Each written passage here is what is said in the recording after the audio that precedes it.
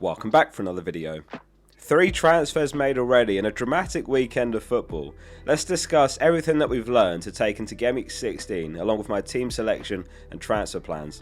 A very late winner from Buendia as Villa took 3 points from Arsenal home. I was very nervous about this one before the game because it always felt like it could be on a knife edge with Gabriel, Saliba, Mosquera all out. So it was Timber who started in centre back with White playing right back. Calafiori picked up his 5th yellow of the season as well, so he's suspended for Gameweek16, which is a massive shame given it's Wolves home next for Arsenal. Trossard with the Arsenal goal, assisted by Saka, and Cash scoring Villa's other one. Hopefully Saliba's back by Gameweek16, or ideally in the Champions League midweek, because that basically affords Timber to go to right back and then a stronger defence all round. At 7.1 million, Rice just became the top scoring midfielder in the game with 84 points. The average price in the top 10 scoring mids is 7 million, which summarises what a strange season it's been. You know, the likes of Palmer, Saka, Salah just not there, but also the impact of DEFCONs. Rice came away with a ridiculous 21 DEFCONs. He's averaging 10.6 per 90 this season. Bruno G's having a great season as well. He's averaging 8.86 per 90, and the two of them not quite as high as other midfielders in the game, but they're in that sweet spot of goal threat plus DEFCON potential, which has seen them both do very well so far. The cheapest mid in that top 10 list is Dewsbury Hall, in at number 5. Conflicting opinions on this guy if you've got him in your team. It depends on whether you've had him starting in your team for his returns, or whether he's been sat on your bench when he's returned. As annoying as returns on your bench are, when it's someone like a Dewsbury Hall, I'd much rather be benching their low ownership returns than not owning them at all. Like, he really is an incredible 5th midfielder at 5 million, and that unlocks versatility. You can play him in a 3-5-2 and start him, or 4-4-2 and you bench him. A goal, assist, DEFCON clean sheet and max bonus for a 16 pointer is crazy. Everton came away with a clean sheet as well, winning 3-0 over Forest. Tarkowski with DEFCON and bonus points for a 9-pointer himself, and Keane back in the team as well. And Dye also came away with an assist as Barry finally got his first Everton goal. We've said in videos before that FPL is all about owning the right players at the right time, which is not easy to do, but Foden really epitomises that. Going back his last 10 or so game weeks, his points are 2, 1, 3, 3, 1, 4, 3, 2, and then out of nowhere 15, 17 and 12. Another goal and assist as City shut Sunderland out 3-0. Cherky with a filthy Rabona assist for Foden's headed goal. 2 assists for Cherky and max bonus. He had a class game. Looks like a superstar in the making potentially. For me, he's still not an FPL option despite that. I'm not really tempted until he's looking nailed, which doesn't apply right now. Another Haaland blank. That's 3 of his last 4 games that he's failed to score him, but at least the team's not looked so reliant on him as of late. Vardy and Ruben both scoring as well meant double-digit returns for the centre-backs with a goal and the clean sheet.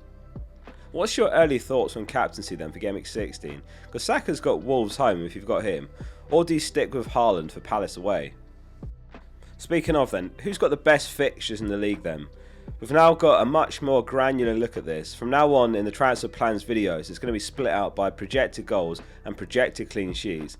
And the lists do look very different depending on which one you're measuring, which basically underlines how important it is to look at both individually rather than just overall fixture quality.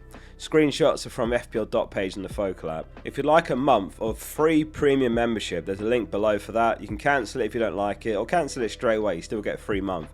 And that ends this month, and that's the last giveaway of the entire season. I highly recommend you also check out 1105.com, who provide free prediction data. So Man City have moved top for projected goals with 12.4 over the next 6 from Gameweek16 onwards. Liverpool close behind actually, 12.3. Obviously Liverpool look in a bad way, and we'll talk about them in a minute. So you're probably not going to buy any of their attack right now. Arsenal are 3rd, Newcastle 4th, and then it's Chelsea, Brentford, Man United, Palace and Brighton. So some attacking assets that leap out to me looking at this list. Foden, Saka, Rice, Voltemada. Obviously Visser's back now, but I still think Voltemada should start the majority. Thiago, Bruno, Cunha, Minte, maybe Welbeck as well from Brighton, but I'm not sure if he's going to start every game for the remainder of the month. Projected clean sheets has got Arsenal well ahead on 2.9 over the next 6, and then Man City 2nd, and then it's Liverpool, Newcastle, Everton, Chelsea, Brentford, Man United and Palace. So immediate thoughts are Raya, Timber, Hincapié actually looks really solid as a short-term play because you might get 4 game weeks out of him, and if you look at the ticker, you can see just how good the next 4 are. Vardy and O'Reilly potentially from City, they'll probably start 9 out of every 10 it seems right now. I'm actually inclined to keep Van Dijk given that they're still third here and he's a DEFCON monster. I guess it's just whether you consider switching to Vardy, O'Reilly or an Arsenal defender if you don't own one. Cielo looks great from Newcastle. Perhaps Gameweek 19 is the right entry point though, looking at the ticker. Livramento's nailed in right back. Hall's the biggest upside player, but he is being managed, just returning from injury. Got the bench in last match. Keane from Gameweek 18 looks a nice cheap route into the Everton defence, and I think he's worth the saving on Tarkowski. Chelsea's got a couple of options. Chalobah, Cucurella, maybe Sanchez. From Brentford, I think Van den Berg's probably the best one for 4.5 mil, home to Leeds next. And in Palace, it's Munoz and Acquah for me personally is the top 2. And lastly, Anderson from Fulham, another cheap gem for 4.5 mil. So Newcastle 2, Burnley 1. A very frustrating game if you had any Newcastle defenders in this one, or Ramsdale on a free hit perhaps. Newcastle were cruising basically, and they were a man up as well after Perez got a red card in the first half of Burnley, until Ramsey stupidly handballs it in stoppage time, and then there goes the clean sheet. Gordon and Bruno G the goal scorers. Gordon's was a penalty, and Bruno G literally scoring off a corner straight into Dubravka's net. I like Bruno G a lot as an option. Like going back to that earlier point, he's got the goal and assist potential plus DEFCON sometimes. 9 goal involvements already this season. I should just note, he's only got 3.5 XGI, so with 9 returns, it's been quite some overperformance, but he could be great for 6.9 mil, especially considering that Newcastle were 4th on that projected goals ticker. The wingers for me are just rotation risk, so I'm not buying the likes of Gordon. Leeds 3, Liverpool 3. And this is the one that's in all the headlines. Liverpool 2-0 up until Konate gives a pen away, which Calvert-Lewin buries, and then Stack 2 minutes later scores to equalise. Szoboszlai puts Liverpool ahead again, only for Tanaka to equalise in the 96th minute. It wasn't so much the result though that was the headline, it was Salah's comments after the game. Post-match he said, "I feel like the club has thrown me under the bus," and he also said, "I had a good relationship with the manager, but all of a sudden we don't have any relationship."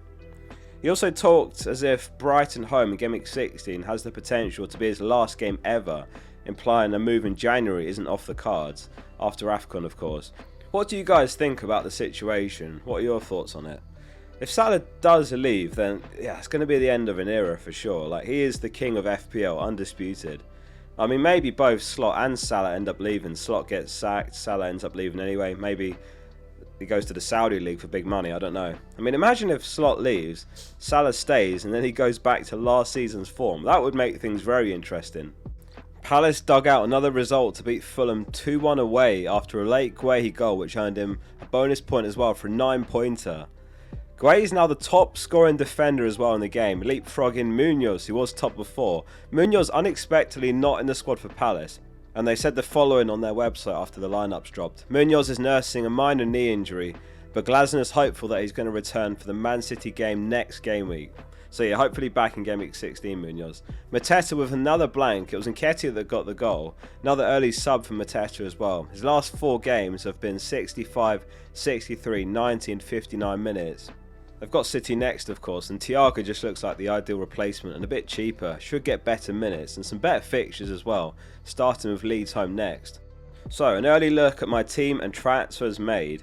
For Gameweek 16, it's Raya in goal. In defence, it's Van Dijk, Mukiele, Anderson and Timber. In midfield, Saka, Semenyo, Bruno and Foden, and up front, Thiago and Haaland. I've got Dubravka, Munoz, Gue and Bar on the bench, so I am conscious my bench is now a little bit light. It's basically one player in Munoz, or other weeks it could be Mukiele. So 3 transfers I've made, and this might be the earliest I've ever made transfers. I was in a really difficult position where I had the exact money for 3 moves that just made perfect sense to me. Plus it was a 0.3 million swing that night, which could be like 0.8 million by the next deadline. Plus of course the 5 free transfers, so I was really weighing it up. And I don't like early transfers, but it just about felt justifiable. So the moves were Trafford to Timber, Enzo to Foden, and Mateta to Gue. I mean, Trafford to Timber is a clear massive upgrade, and right now Timber's the best Arsenal defender. Enzo's been really disappointing. Like, his underlying numbers have been pretty good, but it's just not translated to points. And with Palmer back as well, there's a chance his underlying numbers aren't even as good as they were either. So he's left the team for Foden, which again is another obvious upgrade. And to fund both of those, it was Mateta out for GW, which also made sense in the context of Mateta facing Man City next. And I'm a bit less confident on Mateta's minutes right now. I feel like there could be more 60-ish minute subs in the coming weeks. And GW actually might even get a bump in his minutes, because Delap went off with a bad shoulder injury, I think it was, and he could be out for a while again based on Maresca's comments. So yeah, GW and João Pedro are Maresca's options up top now, and we know that João Pedro up top doesn't work that great.